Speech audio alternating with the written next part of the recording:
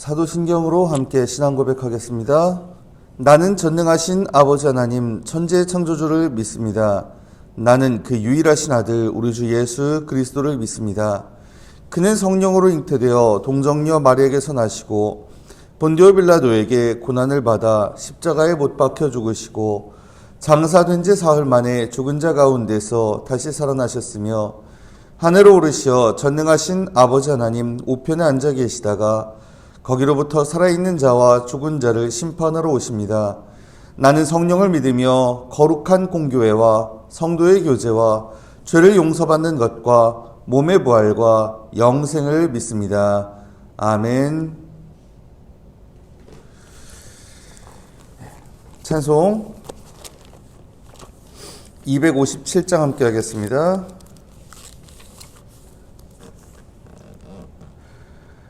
마음에 가득한 이심을 깨치고 지극히 화평한 마음으로 찬송을 부르는 어린 양 예수의 그 피로 속죄함 얻었네. 속죄함 속죄함 주 예수 내 죄를 속했네. 할렐루야 소리를 합하여 함께 찬송하세. 그 피로 속죄함 얻었네. 금이나 은같이 없어질 보배로 속죄함 받은 것 아니요. 거룩한 하나님 어린 양 예수의 그 피로 속죄함 얻었네. 속죄함 속죄함 주 예수 내 죄를 속했네. 할렐루야 소리를 합하여 함께 찬송하세. 그 피로 속죄함 얻었네. 나 같은 죄인이 용서함 받아서 주 앞에 옳다함 얻으면 확실히 믿기는 어린 양 예수의 그 피로 속죄함 얻었네. 속죄함 속죄함 주 예수 내 죄를 속했네. 할렐루야 소리를 합하여 함께 찬송하세. 그 피로 속죄함 얻었네. 거룩한 천국에 올라간 후에도 넘치는 은혜의 찬송을 기쁘게 부르는 어린 양 예수의 그 피로 속죄함 얻었네.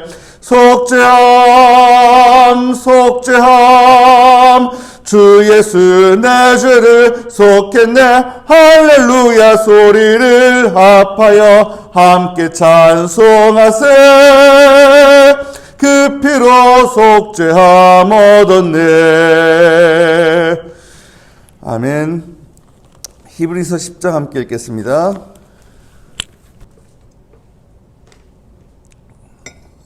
신약 363페이지 히브리서 10장 봉독합니다. 율법은 장차 올 좋은 일의 그림자일 뿐이요 참 형상이 아니므로 해마다 늘 드리는 같은 제사로는 나오는 자들을 언제나 온전하게 할 수 없느니라. 그렇지 아니하면 섬기는 자들이 단번에 정결하게 되어 다시 죄를 깨닫는 일이 없으리니 어찌 제사 드리는 일을 그치지 아니하였으리요. 그러나 이 제사들에는 해마다 죄를 기억하게 하는 것이 있나니 이는 황소와 염소의 피가 능히 죄를 없이 하지 못함이라. 그러므로 주께서 세상에 임하실 때에 이르시되 하나님이 제사와 예물을 원하지 아니하시고 오직 나를 위하여 한 몸을 예비하셨도다. 번제와 속죄제는 기뻐하지 아니하시나니 이에 내가 말하기를 하나님이여 보시옵소서. 두루마리 책에 나를 가리켜 기록된 것과 같이 하나님의 뜻을 행하러 왔나이다 하셨느니라. 위에 말씀하시기를 주께서는 제사와 예물과 번제와 속죄제는 원하지도 아니하고 기뻐하지도 아니하신다 하셨고 이는 다 율법을 따라 드리는 것이라. 그 후에 말씀하시기를 보시옵소서 내가 하나님의 뜻을 행하러 왔나이다 하셨으니 그 첫째 것을 폐하심은 둘째 것을 세우려 하심이라. 이 뜻을 따라 예수 그리스도의 몸을 단번에 들이심으로 말미암아 우리가 거룩함을 얻었노라. 제사장마다 매일 서서 섬기며 자주 같은 제사를 드리되 이 제사는 언제나 죄를 없게 하지 못하거니와 오직 그리스도는 죄를 위하여 한 영원한 제사를 드리시고 하나님 우편에 앉으사 그 후에 자기 원수들을 자기 발등상이 되게 하실 때까지 기다리시나니 그가 거룩하게 된 자들을 한 번의 제사로 영원히 온전하게 하셨느니라. 또한 성령이 우리에게 증언하시되 주께서 이르시되 그날 후로는 그들과 맺을 언약이 이것이라 하시고 내 법을 그들의 마음에 두고 그들의 생각에 기록하리라 하신 후에 또 그들의 죄와 그들의 불법을 내가 다시 기억하지 아니하리라 하셨으니 이것들을 사하셨은즉 다시 죄를 위하여 제사 드릴 것이 없느니라. 그러므로 형제들아 우리가 예수의 피를 힘입어 성소에 들어갈 담력을 얻었나니 그 길은 우리를 위하여 휘장 가운데로 열어놓으신 새로운 살 길이요 휘장은 곧 그의 육체니라. 또 하나님의 집 다스리는 큰 제사장이 계심에 우리가 마음의 뿌림을 받아 악한 양심으로부터 벗어나고 몸은 맑은 물로 씻음을 받았으니 참 마음과 온전한 믿음으로 하나님께 나아가자. 또 약속하신 이는 미쁘시니 우리가 믿는 도리의 소망을 움직이지 말며 굳게 잡고 서로 돌아보아 사랑과 선행을 격려하며 모이기를 피하는 어떤 사람들의 습관과 같이 하지 말고 오직 권하여 그날이 가까움을 볼수록 더욱 그리하자. 우리가 진리를 아는 지식을 받은 후 짐짓 죄를 범한즉 다시 속죄하는 제사가 없고 오직 무서운 마음으로 심판을 기다리는 것과 대적하는 자를 태울 맹렬한 불만 있으리라. 모세의 법을 폐한 자도 두세 증인으로 말미암아 불쌍히 여김을 받지 못하고 죽었거든. 하물며 하나님의 아들을 짓밟고 자기를 거룩하게 한 언약의 피를 부정한 것으로 여기고 은혜의 성령을 욕되게 하는 자가 당연히 받을 형벌은 얼마나 더 무겁겠느냐 너희는 생각하라. 원수 갚는 것이 내게 있으니 내가 갚으리라 하시고 또다시 주께서 그의 백성을 심판하리라 말씀하신 것을 우리가 아노니 살아계신 하나님의 손에 빠져 들어가는 것이 무서울진저 전날에 너희가 빛을 받은 후에 고난의 큰 싸움을 견디어낸 것을 생각하라. 혹은 비방과 환난으로서 사람에게 구경거리가 되고 혹은 이런 형편에 있는 자들과 사귀는 자가 되었으니 너희가 갇힌 자를 동정하고 너희 소유를 빼앗기는 것도 기쁘게 당한 것은 더 낫고 영원한 소유가 있는 줄 알미라. 그러므로 너희 담대함을 버리지 말라. 이것이 큰 상을 얻게 하느니라. 너희에게 인내가 필요함은 너희가 하나님의 뜻을 행한 후에 약속하신 것을 받기 위함이라. 잠깐 후면 오실 이가 오시리니 지체하지 아니하시리라.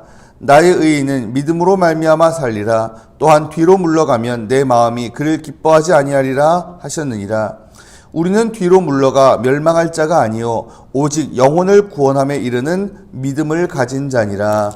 아멘. 사순절 특별 새벽기도의 19째 날입니다. 오늘도 주님 앞에 나와서 기도함으로 하루 시작하시는 여러분께 주님의 은혜가 가득히 임하시길 간절히 바랍니다. 아멘.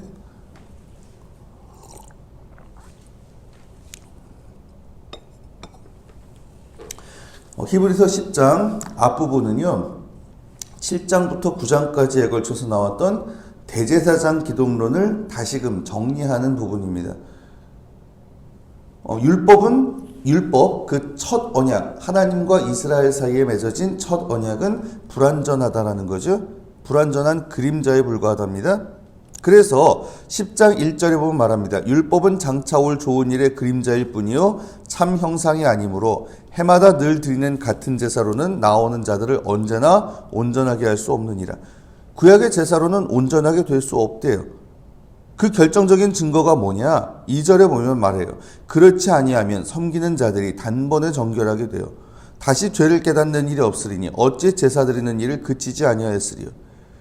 그렇게 예배드리는 사람들이 정말 그 제사가 완전하다면 그 구약 제사법대로 예배를 드리는 사람들이 예배를 드리고 나면 단번에 정결케 돼야 되는데 그게 아니더라는 거죠. 아니 정말 단번에 정결케 됐다면 다시 제사를 또 드리고 매년 그럴 필요가 없을 텐데 왜 매년 그러라고 하냐. 그거는 그 제사가 불완전하기 때문이다.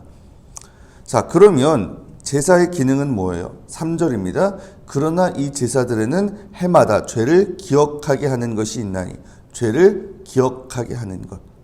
내가 죄인이구나 라는 걸 상기하게 되고, 그러기에 하나님 앞에 겸손히 나와서 회개할 수밖에 없게 만드는. 하지만 그렇다고 해서 그 제사가 죄를 완전히 없이 하지 못한다는 겁니다. 4절에 보면. 그렇죠? 반면에 새 언약의 대제사장이 되신 예수 그리스도는 어때요? 10절에 보면 이런 말씀을 합니다. 10절에 이 뜻을 따라 예수 그리스도의 몸을 단번에 들이심으로 말미암아 우리가 거룩함을 얻었노라. 자기 몸을 단번에 들이십니다. 그래서 우리를 일시에 거룩하게 하셨다. 그래서 다시는 희생제사를 반복할 필요가 없게 됐다라는 거죠. 왜? 가장 완전한 대제사장, 그분이 가장 완전한 제물, 자기 몸을 들여서 이루신 그런 역사이기 때문에. 자, 그 대조가 11절에서 14절까지 보다 선명한 이미지로 제시가 됩니다. 먼저 11절, 제사장마다 매일 서서 섬기며 자주 같은 제사를 드리되 이 제사는 언제나 죄를 없게 하지 못하거니와. 제사장들은 매일같이, 물론 대속죄일에 지성소에 나아가는 거는 그거는 대제사장이 1년에 한 번 하는 거지만, 하지만 그냥 일반 제사장들은요, 지성소에 들어가기 전 성소에서 매일같이 뭘 했어요? 등불에 이렇게 등잔에 불을 밝히고, 그리고 향을 피우고, 또 매 주마다 일주일에 한 번씩 꼬박꼬박 진설병, 떡을 진설을 해놓고, 그리고 일주일 지나면 그거 물려놓고 다시 갈아, 이거를 매일같이 해야 됐어요. 제사장은 매일 서서 섬기면서 계속 제사를 드렸지만, 하지만 그 제사가 죄를 없게 하진 못하는 것이다. 하지만 예수 그리스도는 어때요? 12절입니다. 오직 그리스도는 죄를 위하여 한 영원한 제사를 드리시고 하나님 우편에 앉으사. 예수 그리스도는 단 한 번에 영원한 제사를 드리셨대요.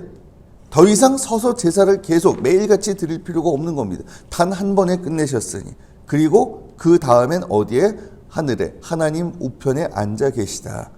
언제까지요? 13절, 그 후에 자기 원수들을 자기 발등상이 되게 하실 때까지 기다리시나니. 자기 원수들을 자기 발등상이 되게 하실 때, 최후 승리의 그날까지 예수 그리스도는 거기에 앉아 계신다는 거죠.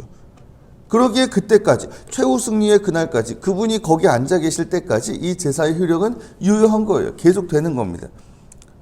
그리고 14절입니다. 그가 거룩하게 된 자들을 한 번의 제사로 영원히 온전하게 하셨느니라. 그분의 피로 그분의 백성들을 거룩하게 하셨어요. 어떤 식으로? 한 번의 제사로 영원히 온전하게 하셨다. 그 덕분에 어떤 일이 벌어졌습니까? 16절입니다. 주께서 이르시되 그날 후로는 그들과 맺을 언약이 이것이라 하시고 내 법을 그들의 마음에 두고 그들의 생각에 기록하리라 하신 후에. 구약 성경 인용인데 무슨 말입니까? 그분의 법이 우리 마음속에 기록된대요. 그 전에는 내가 워낙에 죄인이고 워낙에 연약하고 그랬기 때문에 그냥 내 자유의지로는 죄를 지을 수밖에 없었어요. 근데 예수 그리스도의 단 한 번의 온전한 제사를 통해서 우리가 거룩하게 됨으로 어떻게 됐습니까? 그때부터는 우리가 자발적으로 주님 뜻을 실천할 수 있게 됐다라는 겁니다. 왜? 그분의 법이 우리 마음에 기록됐기 때문에. 그리고 17절, 또 그들의 죄와 그들의 불법을 내가 다시 기억하지 아니하리라 하셨으니. 우리의 죄와 불법 다 잊어버리셨대요. 과거로부터 완전하게 자유케 된 거죠. 예수 그리스도께서 우리를 위해서 완전한 제사를 드리신 덕분에 우리에게 이런 일들, 하나님의 말씀이 우리 마음밭에 새겨져서 우리가 그 하나님의 뜻을 자발적으로 행할 수 있게 됐고, 우리가 과거에 저질렀던 그런 죄, 여기에서부터 온전히 자유케 되는 역사가 예수 그리스도의 단 한 번의 완전한 제사를 통해 이루어지게 된 줄로 믿으시길 바랍니다. 자, 19절부터는 7장부터 10장까지 그 전반부, 7장부터 10장 전반부까지에 걸쳤던 대제사장 기독론에 대한 적용이 이제 19절부터 나와요. 적용. 히브리서는 설교문이라고 여러 번 말씀을 드렸죠. 구약 성경 말씀을 통해서 교리적인 설명을 하고 그런 다음엔 그거를 적용하는 식으로 이게 반복해서 계속 반복된다고요. 자, 19절부터가 바로 그게 적용입니다. 7장부터 10장 전반부까지에 대한 적용. 이런 예수 그리스도의 십자가 제사를 통해서 우리가 얻은 건 그럼 도대체 뭐냐? 먼저 19절입니다. 그러므로 형제들아 우리가 예수의 피를 힘입어 성소에 들어갈 담력을 얻었나니. 먼저 뭘 얻었어요? 성소에 들어갈 담력을 얻었다. 그분이 죽으심으로 인해서 하나님과 우리 사이가 회복됐거든요. 상징적인 사건이 뭡니까? 예수님이 돌아가실 때 성소와 지성소 사이를 갈라놓던 휘장이 위에서부터 아래로 쫙 찢어진 거. 그래서 그 사이로 난 길을 통해서 우리는 하나님께로 언제든지 나아갈 수 있게 됐다. 그리고 또 두 번째로 21절에 보면 말합니다. 또 하나님의 집 다스리는 큰 제사장이 계심에 우리가 큰 대제사장을 얻었다. 그분을 우리가 모시게 됐다. 우리를 위해 그분이 누구예요? 우리를 위해서 늘 그 자리에 계시는 하나님 아버지 오른편에 앉아 계시는 대제사장 예수 그리스도 그분이죠. 그래서 그분을 통해서 우리가 언제라도 하나님 앞에 나아갈 수 있게 됐다는 거예요. 그러니 어떻게 하라는 겁니까? 세 가지 권면이 나옵니다. 먼저 22절 우리가 마음의 뿌림을 받아 악한 양심으로부터 벗어나고 몸은 맑은 물로 씻음을 받았으니 참 마음과 온전한 믿음으로 하나님께 나아가자. 참 마음과 온전한 믿음으로 하나님께 나아가자. 완전한 신뢰와 헌신의 자세로 하나님께 담대히 언제든지 나아가자는 거. 그럴 수 있는 근거가 뭐예요? 그 피로 우리가 깨끗게 씻음을 받았으니 우리가 죄로 덕지덕지 묻어가지고 그랬으면 나아갈 엄두도 못 내겠지만 이미 우리가 그 피로 깨끗게 됐으니 하나님께 나아가자는 거죠. 그 두 번째 권면이 뭐예요? 23절에 또 약속하신 이는 믿으시니 우리가 믿는 도리의 소망을 움직이지 말며 굳게 잡고 우리가 믿는 도리의 소망을 굳게 잡자. 끝까지 소망을 잃지 말고 믿음을 지키라는 거죠. 근거는 뭐예요? 약속하신 분이 믿으신 분이니까. 약속하신 분이 믿을 만한 분이고 신실하신 분이니 그러니 그분을 신뢰하고서 우리가 믿는 도리의 소망을 놓치지 말자. 그리고 세 번째 권면 24절 서로 돌아보아 사랑과 선행을 격려하며 서로 돌아보아 사랑과 선행을 격려하자. 왜요? 그러지 않으면 자칫 떨어질 수도 있기 때문에. 그러니 뭐예요? 모이기를 피하는 어떤 사람들의 습관과 같이 하지 말고 오직 권하여 그날이 가까움을 볼수록 더욱 그리하자. 그날이 가까워지면 질수록 우리가 하루하루 살아가면 살아갈수록 주님 다시 오실 그날, 주님 다시 만날 그날은 점점 가까워 오게 마련이거든요. 어찌됐든 하루만큼 더 가까워지는 거 아닙니까? 그러니 그날이 가까우면 가까워질수록 모이기를 피하는 그런 사람들처럼 하지 말고 우리가 함께 모이고 만나고 서로를 돌아보아 사랑과 선행을 격려하자. 그날까지 떨어지지 않도록. 자, 26절부터는 경고와 격려가 나옵니다. 먼저 경고 부분이 26절부터 31절까지인데 이거 앞에 권면들하고도 연관된 내용이에요. 앞에 세 가지 권면이 나왔었잖아요. 하나님께 나아가자. 그리고 우리가 믿는 도리의 소망 굳게 잡자. 서로 돌아보아 사랑과 선행을 격려하자. 근데 이렇게 못하고 떨어져 나가면 어떻게 되냐. 27절, 26절 보면 말하죠. 우리가 진리를 아는 지식을 받은 후 짐짓 죄를 범한 즉 다시 속죄하는 제사가 없고 오직 무서운 마음으로 심판을 기다리는 것과 대적하는 자를 태울 맹렬한 불만이 있으리라. 모세의 법을 폐한 자도 두세 증인으로 말미암아 불쌍히 여김을 받지 못하고 죽었거든. 하물며 하나님의 아들을 짓밟고 자기를 거룩하게 한 언약의 피를 부정한 것으로 여기고 은혜의 성령을 욕되게 하는 자가 당연히 받을 형벌은 얼마나 더 무겁겠느냐 너희는 생각하라. 이러지 못하고 떨어져 나가면 그런 결과가 올 거다. 다시 회개하고 다시 그런 법이 없고 그냥 결국은 그 무시무시한 그런 심판밖에는 없을 것이다. 근데 우리가 이걸 처음 딱 읽으면 약간 좀 의문이 들 수도 있어요. 아니 그러면 도대체 그 믿은 사람이 타락했다가 다시 회개하면 두 번째 회개는 불가능한 건가? 그러면 안 되는 건가? 여러분 이거는 우리가 평소에 그냥 우리가 연약하기 때문에 자꾸 이렇게 실수하고 실패하고 넘어지고 그런 식으로 범하는 모든 죄를 뜻하는 게 아닙니다. 그럼 뭡니까? 믿음 자체를 거부한 거, 신앙 자체. 그 심지어 원래 믿었던 사람이 그저 그 시험에 의해 가지고 그냥 아예 그냥 신앙 자체를 이런 거죠. 예수 그리스도의 속죄의 은총을 거부한 그런 죄입니다. 아니 그러면 그건 당연히 심판 받을 수밖에 없죠. 아니 내가 어쨌든 죄를 졌어요. 그러면 예수 그리스도의 속죄의 은총 그 은혜가 있기 때문에 구원을 받을 수 있는 거 아닙니까? 근데 이미 다 주어진 그런 은혜를 그냥 내가 발로 차버린다. 그러면 뭘로 그러면은 속죄를 얻을 수 있어요? 그럼 불가능한 얘기잖아요. 근데 이게 왜 무서운 죄인가? 29절 30절 아까 29절 읽었잖아요. 모세 율법을 어겼어도 이러이러한 벌을 받았는데 하물며 하나님의 아들을 짓밟고 자기를 거룩하게 하나님의 아들 예수 그리스도 하나님의 아들이 자기 목숨까지 내어주시면서 우리를 속죄하셨는데 그걸 뻥 차버린다. 그게 무슨 그렇게 해서 받을 형벌이 얼마나 무겁겠냐. 원수 갚는 것이 내게 있으니 내가 갚으리라 하시고 또다시 주께서 그의 백성을 심판하리라 말씀하신 것을 우리가 아노니 하나님 말씀하셨다. 원수 갚는 거 내게 있으니 하나님과 원수가 다시 원수될 판이냐. 그러면 하나님이 원수를 갚으실 거다. 그러니 살아계신 하나님의 손에 빠져들어가는 것이 무서울진저. 이런 사람은 반드시 심판을 받을 수밖에 없을 거다. 한 생각해봐라. 살아계신 하나님의 손에 떨어진다는 거 무시무시한 일 아니냐. 여기까지 보면 정말 무시무시한 건 맞습니다. 근데 일단 한번 겁준 다음엔 다시 격려해줘야죠. 풀어줘야죠. 설교문에 이런 식으로 자꾸 언급한다고 말씀드렸죠. 그래서 그 다음엔 뭐예요? 32절부터 격려입니다. 격려. 지금까지 이렇게 잘했으니 앞으로도 잘해라 이거예요. 혹시라도 앞에 이야기한 대로 그런 식으로 되지 말고 32절부터 보면 전날에 너희가 빛을 받은 후에 고난의 큰 싸움을 견디어낸 것을 생각하라.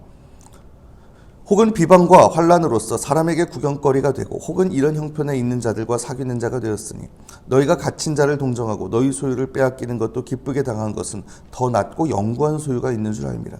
그러므로 너희 담대함을 버리지 말라. 이것이 큰 상을 얻게 하느니라. 그러니 지금 그 믿음이 흔들릴 수밖에 없는 어려운 상황이지만 그럼에도 불구하고 그렇죠. 그런데 빠지지 말고 다시 지금까지 이렇게 잘 해왔으니 앞으로도 잘 해라. 너희 담대함을 버리지 마라. 이것이 큰 상을 얻게 할 것이다. 자, 36절 또 말합니다. 너희에게 인내가 필요함은 너희가 하나님의 뜻을 행한 후에 약속하신 것을 받기 위함이라. 여러분 구원받은 건 어떻게 구원받은 거예요? 은혜로 구원받은 겁니다. 하지만 그 길을 계속 가기 위해서는 인내가 필요하다는 거죠. 약속하신 것을 받기 위해서, 그 최후 승리에 이르기 위해서. 그리고 39절에는 이런 말씀도 합니다. 우리는 뒤로 물러가 멸망할 자가 아니요 오직 영혼을 구원함에 이르는 믿음을 가진 자니라. 뒤로 물러가는 건 믿는 사람이 할 일이 아니다. 우리의 본향을 향해서 믿음으로 계속 전진해 나아가자라는 이야기인 거죠. 말씀 정리합니다. 사랑하는 여러분, 오늘 말씀 기억하십시오. 우리가 이미 예수 그리스도의 피로 성소에 들어갈 담력을 얻었다는 것, 곧 큰 대제사장이신 그분으로 인해서 하나님 존전에 이를 수 있게 되었다는 것 여러분 잊지 마십시오. 그러니 그 믿음이 있기에 세 가지 권면대로 참 마음과 온전한 믿음으로 하나님께 나아가고 우리가 믿는 도리의 소망 굳게 잡고서 서로 돌아보아 사랑과 선행을 격려하는 그 믿음으로 끝까지 그 길을 걸어갈 줄 아는.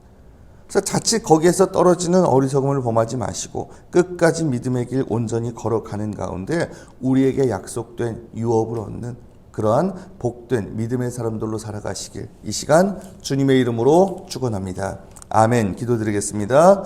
주님, 저희들 이미 예수 그리스도의 피로 그 보혈의 공로로 성소에 들어갈 담력을 얻었습니다. 큰 대제사장이신 주님으로 인해서 우리가 하나님 존전에